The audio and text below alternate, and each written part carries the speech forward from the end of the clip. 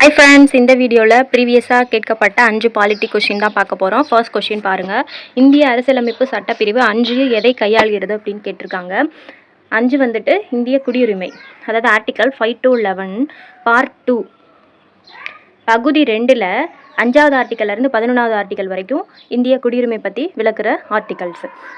இந்திய அரசியலமைப்பு நவம்பர் 26, 1949 ஏற்றுக்கொள்ளப்பட்டு ஜனவரி 26, 1950 வந்துட்டு நடைமுறைப்படுத்தப்படுது. அதாவது நவம்பர் 26, 49 வந்துட்டு ஏற்றுக்கொள்ளப்படுது. நடைமுறைக்கு வந்த நாளை தான் நம்ம குடியரசு தினமாக கொண்டாடிட்டு வரோம். ஸோ அப்போது நடைமுறைக்கு வந்தபோது 395 ஆர்டிக்கல் தான் இருந்துச்சு, 8 அட்டவணை இருந்துச்சு, 22 பார்ட் இருந்துச்சு. இப்போ வந்து 470 ஆர்டிக்கல்ஸ் இருக்குது. 8 அட்டவணை வந்து 12 அட்டவணையாக ஆக்கப்பட்டிருக்கு. 22 பகுதி வந்து 25 பகுதியாகிருக்கு. இதில் 2வது பகுதியில் ஆர்டிக்கல் 5 to 11 5லேருந்து 11 வரைக்கும் தான் குடியுரிமை பற்றி சொல்லுது. ஸோ ஆர்டிக்கல் 5 வந்து எதை கையாளுகிறதுன்னு பார்த்தீங்கன்னா இந்திய குடியுரிமை.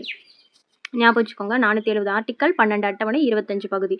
இதில் 2வது பகுதியில் 5லேருந்து 11 வரைக்கும் இருக்க ஆர்டிகல்ஸ் ஃபுல்லாக இந்திய குடியுரிமை தொடர்பானது. அப்போ இதுக்கான ஆன்சர் வந்து ஆப்ஷன் சி. அடுத்த கொஸ்டின் பார்ப்போம். இந்தியாவில் தகவல் அறியும் உரிமை சட்டத்தால் மக்களிடம் உருவாகும் என எதிர்பார்க்கப்படும் உணர்வு எதுன்னு பார்த்தீங்கன்னா சமூக உட்சேர்க்கை, சோசியல் இன்க்ளூஷன் தான் வந்துட்டு. அதாவது தகவல் அறியும் உரிமை சட்டத்தால் மக்களிடம் என்ன உருவாகும் அப்படின்ட்டு, என்ன மாதிரி உணர்வு உருவாகும்னு பார்த்தீங்கன்னா சமூக உட்சேர்க்கை, சோசியல் இன்க்ளூஷன். ஞாபகம் வச்சுக்கோங்க, தகவல் அறியும் உரிமை சட்டம், சோசியல் இன்க்ளூஷன், இந்த உணர்வு உருவாகும் அப்படின்ட்டு எதிர்பார்க்கப்படுது இந்த சட்டத்தால், சோசியல் இன்க்ளூஷன். அடுத்த கொஸ்டின் பாருங்க.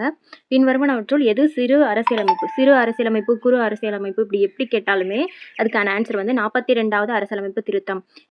ஏன்னா இந்த 42வது சட்ட திருத்தம் மூலமாக தான் நிறைய ஆர்டிகல்ஸ் வந்து திருத்தம் செய்யப்பட்டிருக்கு, நிறைய விதிகள் வந்து இன்க்ளூட் பண்ணப்பட்டிருக்கு. அதனால் இந்த 42வது சட்ட திருத்தத்தை 42nd கான்ஸ்டியூஷனல் அமெண்ட்மெண்ட்டை வந்து சிறு அரசியலமைப்பு அல்லது குறு அரசியலமைப்பு அப்படின்னு சொல்லப்படுது.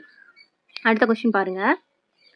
இந்தியாவில் அரசியல் கட்சிகளுக்கு அதிகாரப்பூர்வமாக அதிகாரம் வழங்குவது எதுன்னு பார்த்தீங்கன்னா தேர்தல் ஆணையம் தான். அரசியல் கட்சிகளுக்கு அதிகாரம் வழங்குறதுனாலே தேர்தல் ஆணையம் தான் வரும். இந்திய லெவலில் தேசிய தேர்தல் ஆணையம், அதாவது ஸ்டேட் லெவல்லன்னா மாநில தேர்தல் ஆணையம். இந்தியாவில் அரசியல் கட்சிகளுக்கு அதிகாரப்பூர்வமாக அங்கீகாரம் வழங்குவது தேர்தல் ஆணையம். அடுத்த கொஸ்டின்.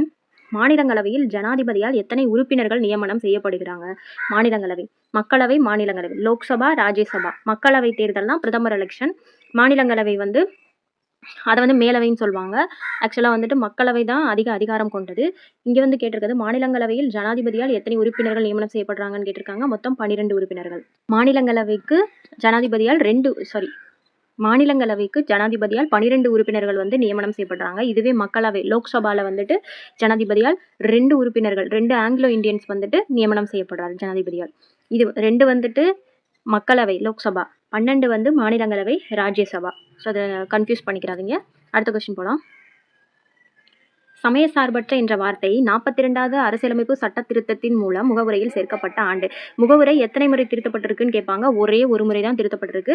அதுவும் 42nd அமெண்ட்மெண்ட் படி தான். இப்போ கூட பார்த்தோம், 42nd அமெண்ட்மெண்ட் தான் குறு அரசியலமைப்பு என்று அழைக்கப்படுது. ஏன்னா அந்த திருத்தத்தின் மூலமாக தான் நிறையா வந்து சேஞ்சஸ் பண்ணியிருப்பாங்க.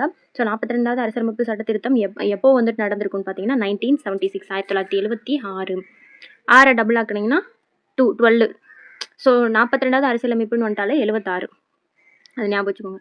1976, 42nd.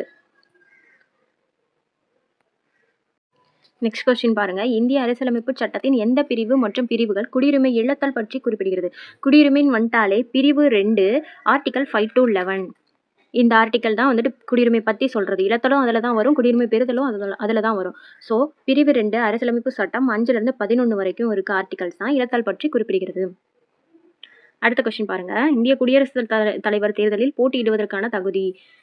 ஃபர்ஸ்ட் தகுதி பாருங்க, இந்திய குடிமகனாக அல்லது குடிமகளாக இருக்கணும். கரெக்டு. அடுத்தது 40 வயது கிடையாது, 35 வயது. இந்திய குடியரசுத் தலைவராக போட்டியிடுவதற்கு அவர் 35 வயது நிரம்பியவராக இருக்கணும். இந்திய அரசியலமைப்பு சட்டம் ஆர்டிக்கல் 58 படி ஒரு 35 வயது நிரம்பிய இந்திய குடிமகனால் மட்டும்தான் குடியரசுத் தலைவர் தேர்தலுக்கு போட்டியிட முடியும். ஸோ இங்கே 40 கொடுத்துருக்காங்க, அது தவறு.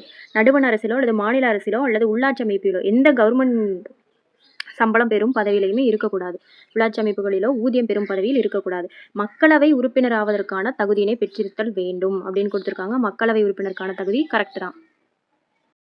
இதுவே வந்து துணை குடியரசுத் தலைவர் மாநிலங்களவை உறுப்பினராவதற்கான தகுதியினை பெற்றிருக்க வேண்டும் அப்படின்ற மாதிரி வரும். ஸோ 35 வயது தான், 40 வயது அப்படின்றது தவறு. ஸோ இந்த ஆப்ஷன் பி தான் வந்துட்டு சரியானது, இந்த கொஷினுக்குரிய ஆன்சர். இந்த வீடியோ உங்களுக்கு யூஸ்ஃபுல்லாக இருக்கும்னு நினைக்கிறேன். யூஸ்ஃபுல்லாக இருந்துச்சுன்னா லைக் பண்ணிவிட்டு ஒரு கமெண்ட் பண்ணுங்கள். நெக்ஸ்ட் ஒரு வீடியோ பார்ப்போம். Tata bye.